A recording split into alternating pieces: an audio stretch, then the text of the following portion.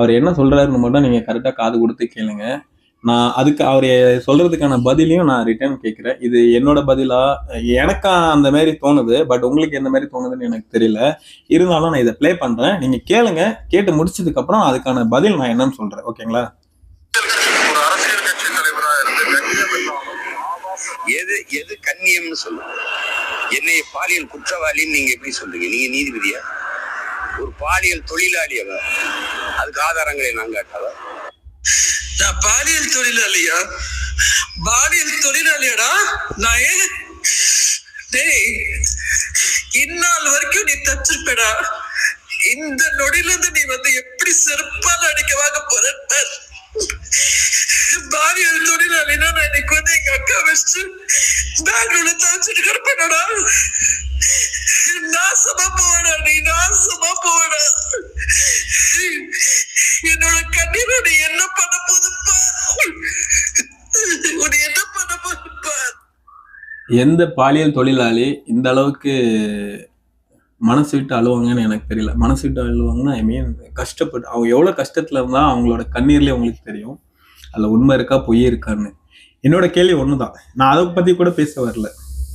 எனக்கு அது விஜயலட்சுமிக்கும் சீமானுக்கும் இருக்கிற தனிப்பட்ட பிரச்சனை. எனக்கு அதை பத்தி கூட பிரச்சனை இல்லை.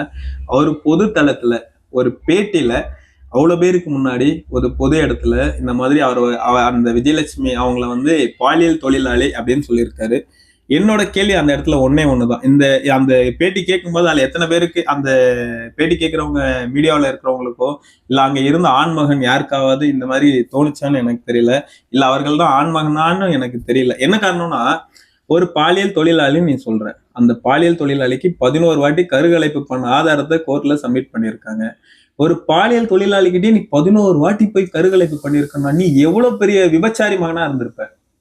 நீ எவ்வளவு பெரிய விபச்சாரியா இருந்திருப்ப? என்னோட கேள்வி அதுதான். ஒரு பாலியல் தொழிலாளி அவ விபச்சாரின்னு தெரியுது. ஒரு விபச்சாரி கிட்ட ஒரு கட்சி தலைவன், நீ ஒரு தலைவன் சொல்ற, ஒரு தலைவனா இருக்கிறவன் போறதே தப்பு. இதுல வேற அவ வந்தா நான் போனேன் அப்படிங்கிற. அப்ப யார் வந்தாலும் போயிருவியா? யார் வந்தாலும் போறதுக்கு அதுக்கு பேர் என்ன? உன் பேர் என்ன? ஃபர்ஸ்ட் பாலியல் தொழிலாளின்னு சொல்றதுக்கு முன்னாடி நீ யாரு? நீ யாருடா? டேய் சீமான் சொல்லுடா, யாருடா நீ? ஒன்னத்தான்டா, பதில் சொல்லுடா. யாருடா நீ? நீ யாருடா? உன் பேர் என்னடா? உன் பேர் என்ன? பாலியல் தொழிலாளி சீமான் வச்சிருவோமா? சொல்லுடா, பதில் சொல்லுடா. டேய் டேய் சீமான் சொல்லுடா. எங்க அண்ணன் சாக்கடை மாதிரியே என்ன எனக்கும் பேச வரும். டேய் பதில் சொல்லுடா. வெண்ண பதில் சொல்லு. உன் பேர் என்னடா? இவன் ஒரு கட்சி தலைவன், இவனையும் தூக்கி வச்சு சுத்துறீங்களே.